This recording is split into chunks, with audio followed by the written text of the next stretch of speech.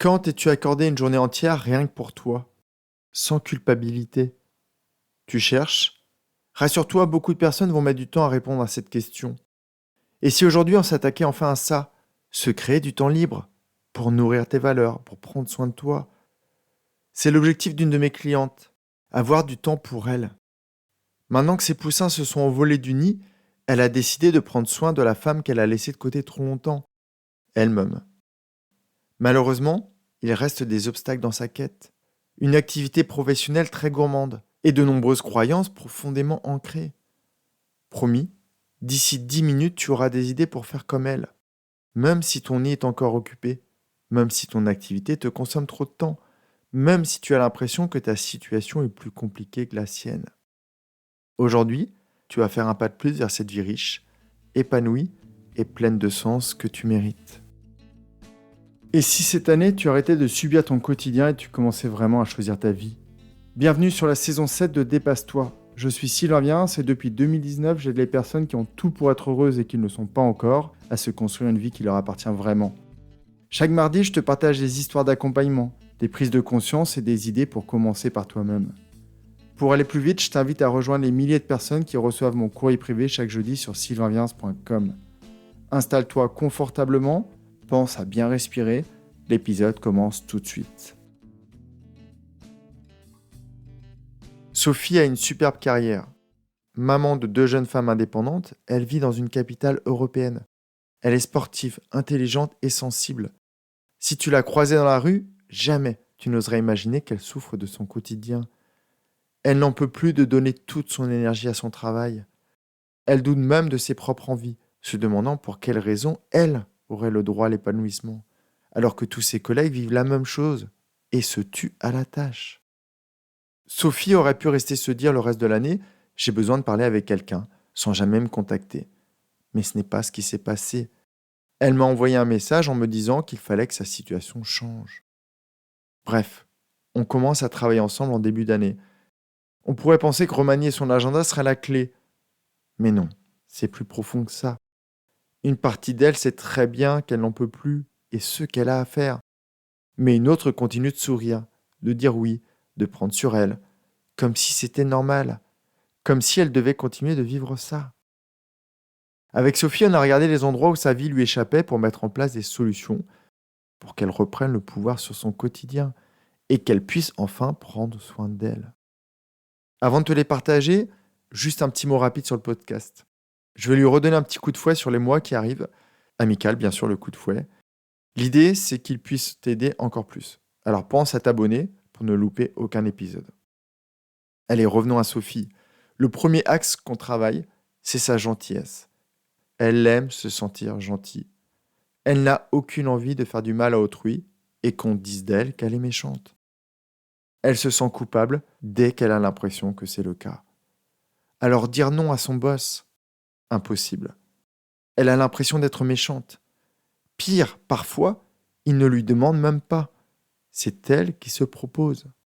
Comme une petite fille qui n'oserait pas fâcher son papa. Comme une petite fille qui a cru qu'elle rendait les autres malheureux en osant exprimer son ressenti et ses besoins. J'accompagne beaucoup de personnes comme ça, très loyales, qui n'osent pas s'opposer de peur d'être la cause des mauvaises réactions des autres. Mais quand on comprend les peurs qui se cachent derrière le fait de dire non et qu'on s'imagine enfin le faire, on arrive enfin à poser les bonnes limites. Le deuxième axe, c'est sa propension à vouloir être une maman poule pour tout le monde. Parfois, quand elle me parle de son manager, je vois un petit enfant perdu sans sa maman. Ce qui rend Sophie utile, voire indispensable.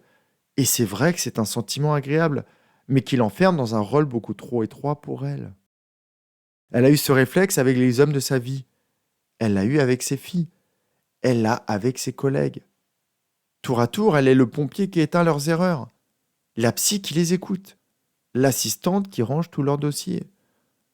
Sophie a ce profond besoin de se sentir utile. Et c'est louable. Malheureusement, dans cette situation, c'est un besoin qui l'enferme. Et toi, dans ces deux premiers axes, te reconnais-tu? Est-ce que toi aussi, tu dis oui trop souvent? Est-ce que toi aussi, tu t'es construit un rôle dont tu n'arrives plus à sortir? Garde bien ça en tête et on continue. Au-delà des peurs de Sophie, il y a des choses concrètes à mettre en place. Cadrer ses journées, installer des bornes claires pour que son 8h-20h ne se transforme pas en 6h-22h. Et là, on est vraiment dans le concret. Et du jour au lendemain, Sophie, celle qui est toujours disponible pour tout le monde, passe en mode avion. J'ai souvent ce sujet avec mes clients, ces parents qui refusent d'éteindre leur téléphone pendant 1 heure, au cas où. On examine leurs craintes, et ça finit toujours pareil. Je leur dis souvent, si ce n'est pas urgent, ça peut attendre, et si c'est urgent, tu ne pourras rien y faire de toute façon. Et souvent, je vois chez eux un petit relâchement des épaules, un sourire, et le smartphone passe en mode avion. Le 4e axe, c'est apprendre à mieux se connaître. Quels sont ses besoins et ses valeurs? Qu'est-ce qui lui tient réellement à cœur? On pense savoir tout ça, mais c'est faux. Une vie épanouie, c'est une vie où tu te nourris de ce qui te fait du bien, pas de ce que les autres pensent être bon pour toi. Quand tu sais que tu préfères la montagne à la plage, les cabanes isolées au camping bondé, les journées libres aux agendas millimétrés, il est bien plus simple de construire la vie dont tu as besoin. Et puis avec Sophie, on a parlé de vulnérabilité. Sophie, elle est très solide. Elle a vécu des expériences dans sa vie qui ont fait d'elle une battante. Elle a accès à des réserves que tout le monde n'a pas forcément développées. Mais même la personne la plus résiliente, même le roseau le plus flexible, peut casser si la charge est trop lourde. Être vulnérable, ce n'est pas pleurer dans les jupes de son manager. C'est oser dire où on en est et prendre ce dont on a besoin pour repartir de plus belle. Et enfin, le dernier axe, peut-être le plus inattendu, il s'agit de lui donner envie de quitter son bureau. Parce que quand personne ne t'attend à la maison, quand le canapé est vide, quand le silence est assourdissant dans ton salon, tu cherches à tout prix à éviter ça. Et tu restes dans un endroit certes bruyant, parfois écrasant, mais qui est vivant. Alors on explore ça aussi ensemble. Qu'est-ce qui pourrait l'attirer chez elle autant que dans son bureau? Qu'est-ce qui donnerait de la chaleur à son espace, de la joie à ses soirées? La dernière fois que Sophie et moi on s'est parlé, elle m'a partagé avec un grand sourire qu'elle avait prévu de courir à midi et qu'elle devrait quitter son travail à 18h pour une soirée yoga, sauna et dîner. Et c'est comme ça que la vie change.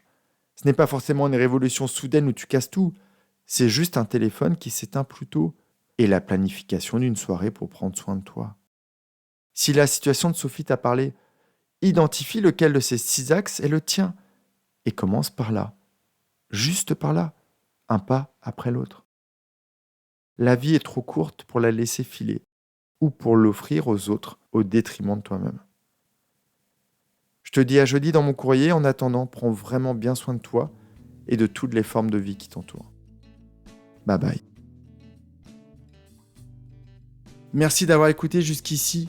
Ce que tu viens d'entendre, il y a peut-être quelqu'un dans ta vie qui en a besoin, là, tout de suite. Tu vas pouvoir l'aider en lui partageant cet épisode.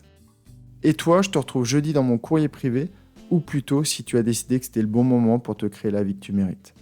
À très vite.